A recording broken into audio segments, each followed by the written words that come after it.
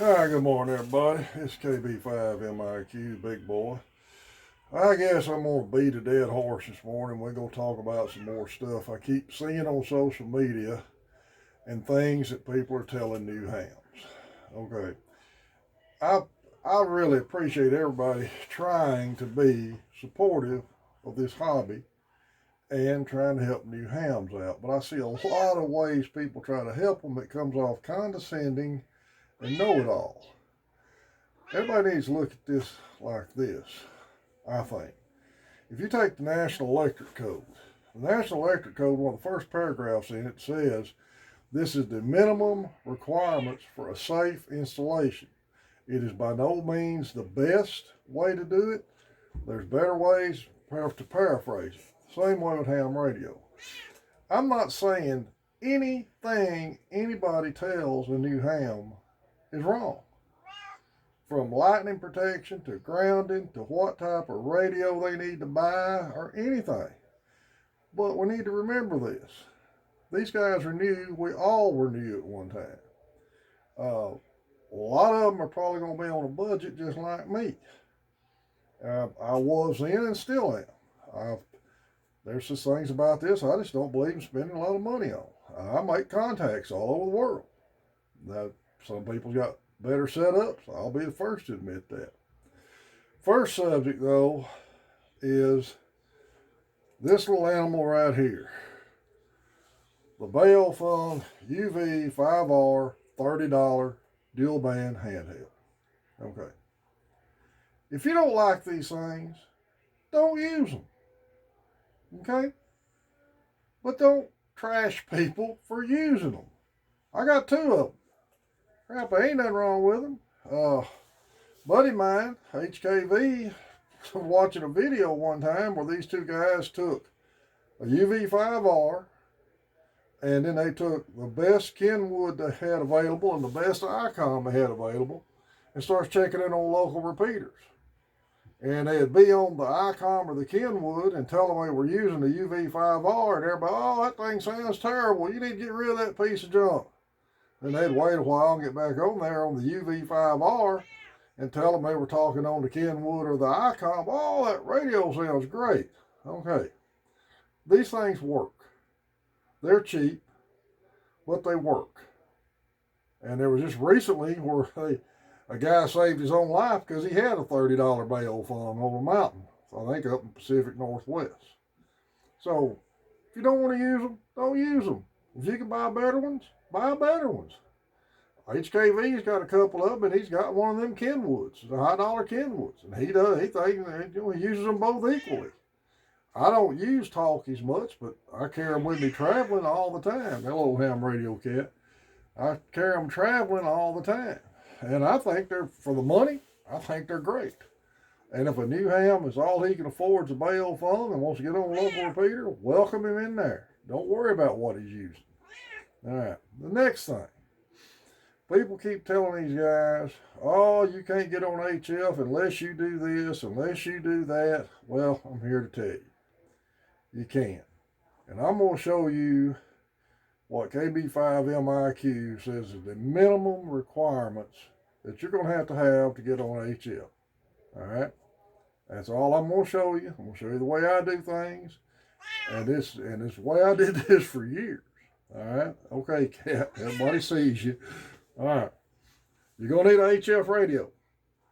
If you buy a new one, or if you got an older one. New ones have got SWR protection for the most part built in them and an SWR meter. If you got an older one, if you can get access to a good SWR meter, you need to get one. Do you need a tuner? No. Everybody has to learn the formula for a dipole to get your first license. Write that down so you'll have it. All right? You'll need that to make a dipole with to get your right length of wire correct. I'm going to make a mini, just demonstration only dipole out of field expedient materials. And the reason I'm going to say this is what the minimum you would need to get on HF. I want you to think about this. Say you've got the money to build the $30,000 array, and you've got the 100 foot of Ron tower up, properly guided, concreted in the ground, lightning protection, grounded good, with the best tri-bander at the top and a good VHF at the top with the biggest rotor, and you can talk all over the world with it. All right. In comes a tornado or a hurricane and blows your crap away. But you have to get back on the air for emergency procedures. This is where you need to learn how to do this.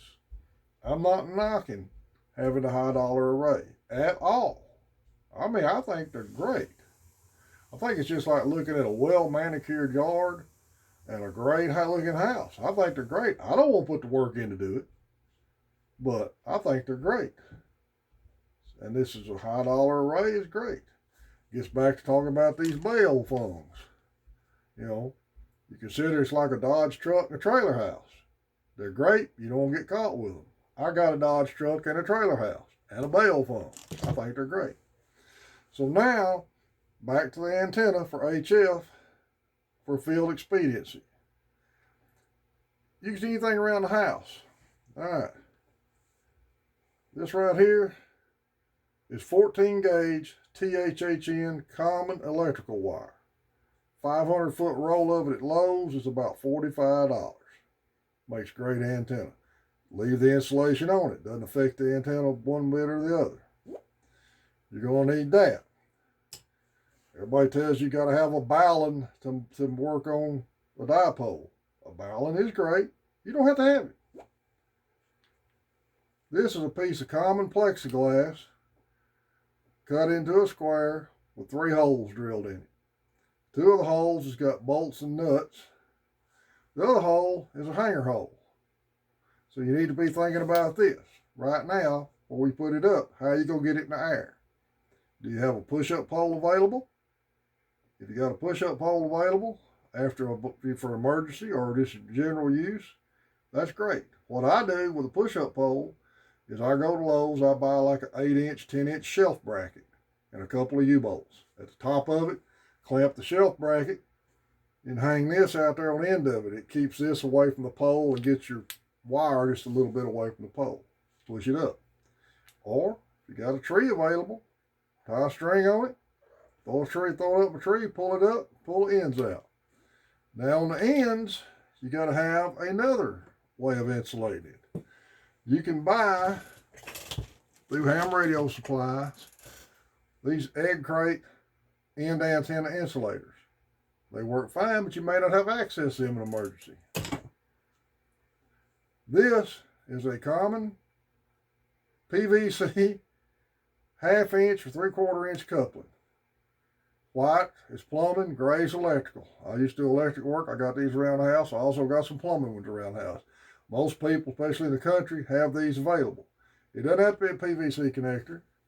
My infantry field manual years ago when I was a grunt showed field expedient antenna using C-ration spoons, plastic C-ration spoons as antenna insulators. All you need is some piece of plastic to put on the ends to isolate it off where you can tie the ends off, pull it out straight. Then you're going to need a piece of coax. All right. Long enough to reach your radio. This is just a miniature. In fact, what I'm going to do with this when I make my 17-meter dipole, I'm going to put this on it and put a butt connector because my long piece of coax has got connectors on both ends. I don't want to cut them off.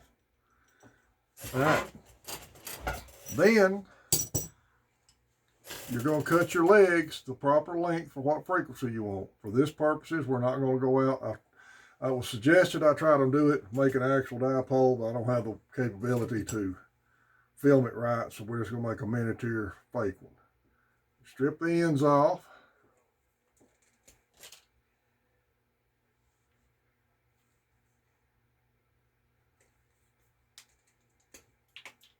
Both ends.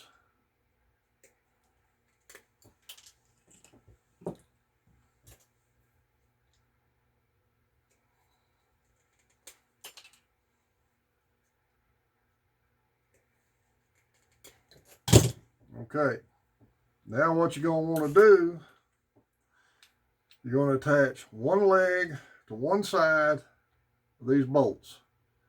Twist it good. You notice I didn't mention you have to have a soldering iron because you don't. It's better if you do, but we're talking field expediency here. You don't. Make you a hook in it. Pull it up there. Kind of wrap it around there.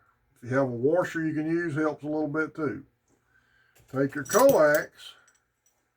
You're going to take one end of your coax, the center conductor, do the same thing. Make a hook. Put it under one leg also. If you want to use two nuts, make it easier. You can use two nuts. It'll be electrically connected.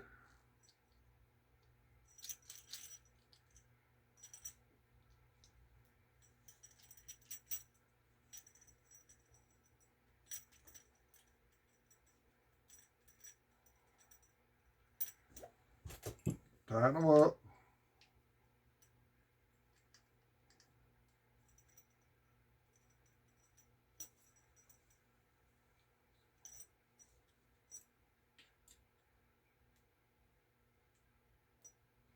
Okay. You want to take your one leg off to the side. Put your insulator on the end of it.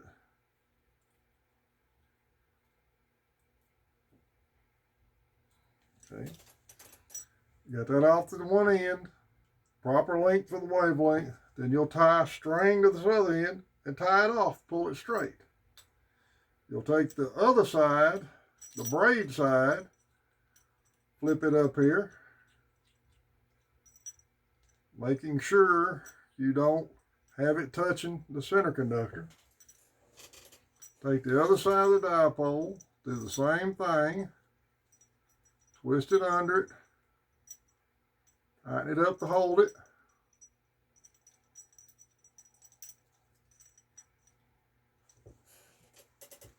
and put an insulator on the other end. So you've got a dipole built. Making sure the center conductor and the braid don't touch one another. After you get that ready, the only other item you need, roll a common black electrical tape. Seal it up best you can, tape it up good, put it in the air as high as you can get it, and check your SWR. If you've got it cut right the first time, you shouldn't have a problem with it. Again, that's field expediency and minimum use to get you on HF. Not knocking any of the other ideas people throw out there, they're great. Just try not to give them in a condescending manner or tell a new ham he can't do something unless he does it like that, because that's not right. And it's also intimidating to these guys that are trying to get on the air. It's hard enough for some to want to get on the air just to talk when they hear some of the stuff they hear going on. But try to welcome these guys in, help them where you can. Just don't be condescending with your answers, and don't knock what gear they buy.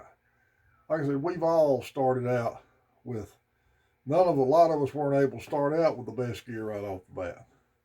Anyway, appreciate all those who subscribed to the channel. The subscriptions jumped up a good bit this week.